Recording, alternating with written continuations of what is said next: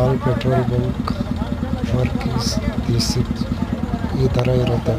ಆ ಟ್ಯಾಂಕಲ್ಲಿ ಟೆಸ್ಟಿಂಗ್ ಎಲ್ಲ ಈ ಥರನೇ ಮಾಡಬೇಕು. ಎಲ್ಲ ನೋಡ್ಕೊಳ್ಳಿ, ಟ್ಯಾಂಕೆಲ್ಲ ಟೆಸ್ಟಿಂಗ್ ಯಾವ ಥರ ಇರುತ್ತೆ, ಏನೇನು ಮಾಡಬೇಕು, ಎಲ್ಲಿ ಲೀಕೇಜ್ ಇದೆ, ಎಲ್ಲ ಟೆಸ್ಟಿಂಗ್ ಯಾವ ಥರ ಮಾಡಬೇಕು ಅಂತ ಇದೇ ಥರನೂ ಇರುತ್ತೆ. ವೀಡಿಯೋ ನೋಡ್ಕೊಳ್ಳಿ, ಯಾವ ಥರ ಕೋರ್ಸ್ ಇರುತ್ತೆ, ಯಾವ ಥರ ಟೆಸ್ಟಿಂಗ್ ಇರುತ್ತೆ, ಯಾವ ಥರ ವಾಟ್ರೆಲ್ಲ ಯಾವ ಥರ ಔಟ್ಸೈಡ್ ಬರುತ್ತೆ, ಟ್ಯಾಂಕ್ ಟೆಸ್ಟಿಂಗ್ ಹೆಂಗೆ ಮಾಡಬೇಕು, ಪೆಟ್ರೋಲ್ ಆಗಲಿ ಡೀಸೆಲ್ ಆಗಲಿ ಇದೇ ಥರನೇ ಎಲ್ಲ ಚೆಕ್ ಮಾಡಿ ಎಲ್ಲ ಯೂಸ್ ಮಾಡಿ.